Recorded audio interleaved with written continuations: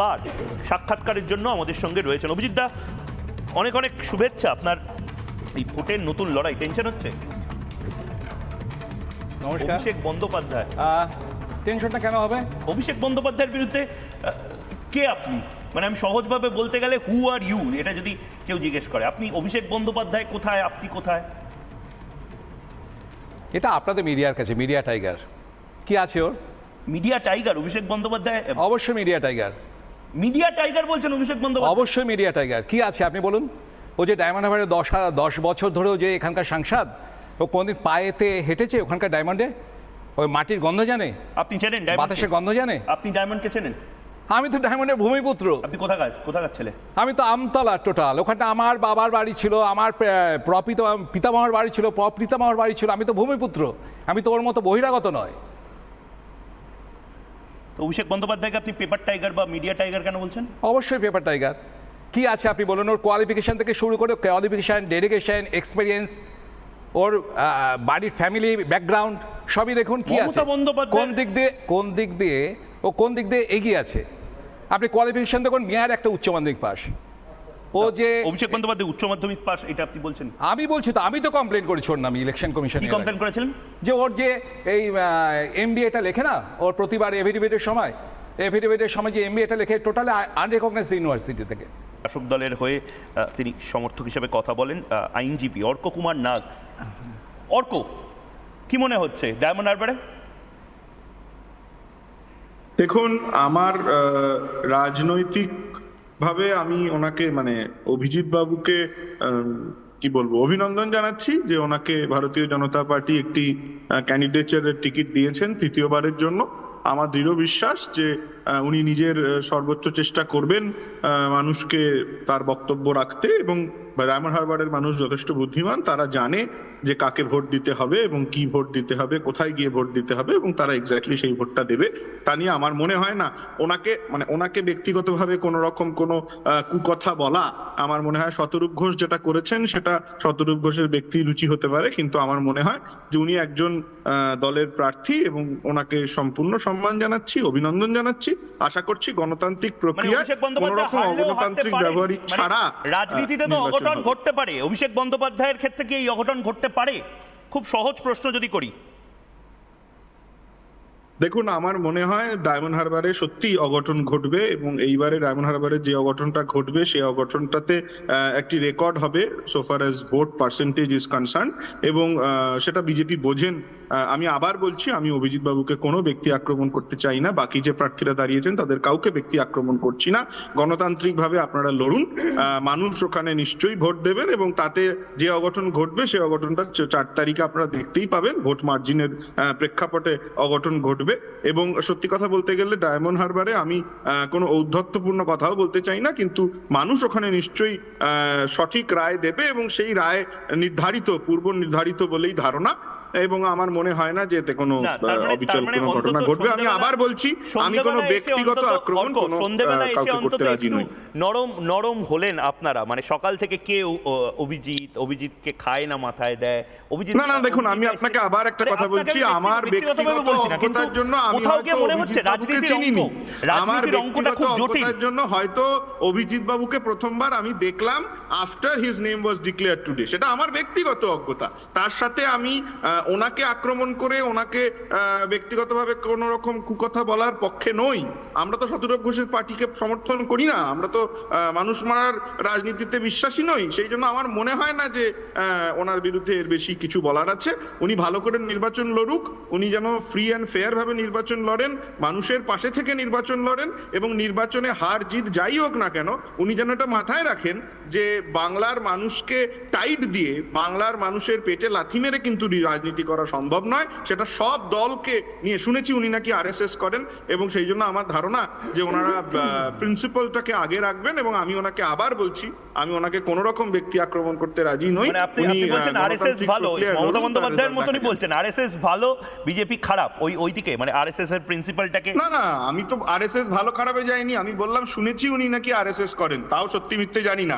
আমি বলছি আমার ব্যক্তিগত অজ্ঞতার জন্য আমি অভিজিৎ বাবু সম্পর্কে অবগত হয়েছি আজকে দুপুরবেলা কোর্ট থেকে ফেরার পর। তার আগে আমি অবগত ছিলাম না। এটা আমার ব্যক্তিগত ডিফেক্ট, বেশ। আমি সেটা মেনে নিচ্ছি। উনি অভিজিৎ 14 সালে বাবু, দাঁড়িয়েছেন, অভিজিৎ বাবু। 19 সালে দাঁড়িয়েছেন, কিন্তু আমি জানতাম না, এটা আমার ভুল। না, অর্কবাবুকে দোষ দিয়ে লাভ নেই। অ্যাকচুয়ালি বিষয়টা হচ্ছে অভিজিৎ নামে আমাকে খুব কমই চেনে, সকলে ববি নামেই চেনে। তৃণমূলের ববিকে সবাই চেনে। তো একদিন তো আপনাদের চ্যানেলেই তো মনে হয় এ বললো যে বিজেপিরও ববি আছে, আমি সে ববি। তো বিষয়টা হচ্ছে অর্কবাবুর একটা কথা শুনে আমার খুব মনে পড়লো সৈয়দ মুজতবা আলীর একটা লাইনের কথা, যে আস্তে কন কর্তা ঘোড়ায় হাসবো। এই যে বললেন না যে ফেয়ার অ্যান্ড ফ্রি ইলেকশনটা যেন হয়, এটা উনি অভিষেক বন্দ্যোপাধ্যায়কে বিষয়টা বললে বেটার হয় আর কি। ভারতবর্ষের বুকে একমাত্র লোকসভা যেখানে অভিষেক বন্দ্যোপাধ্যায় 2014 থেকে ফ্রি অ্যান্ড ফেয়ার ইলেকশনটা করতে দিচ্ছে না।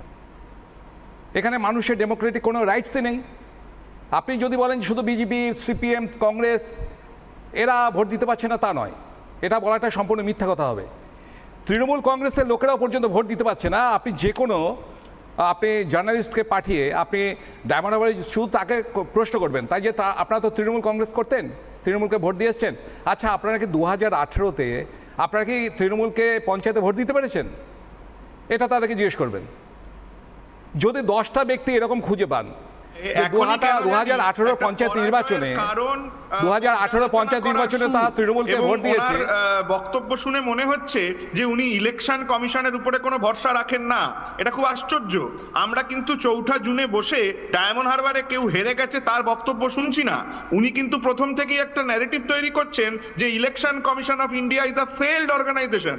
উনি বলার চেষ্টা করছেন যে ডায়মন্ড হারবারে election commission of India is a failed organisation.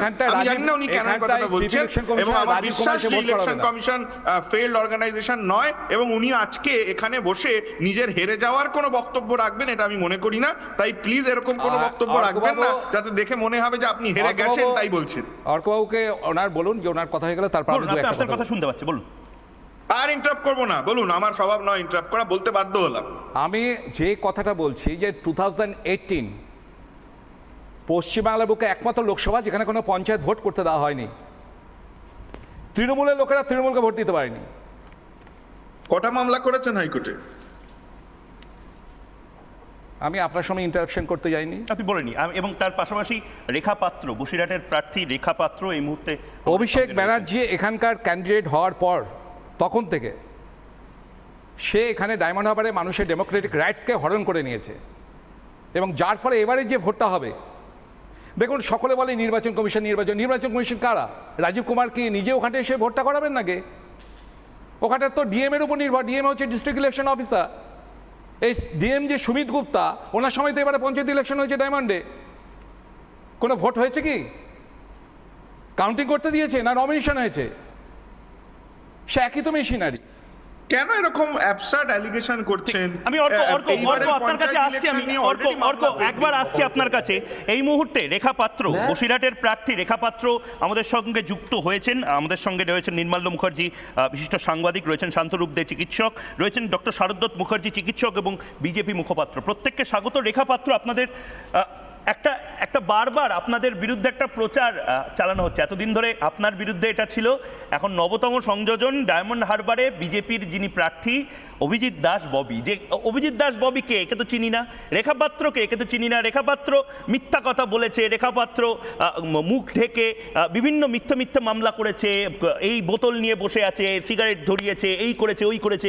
মানে এগুলো কেন তৃণমূল কংগ্রেস করছে রেখাদি?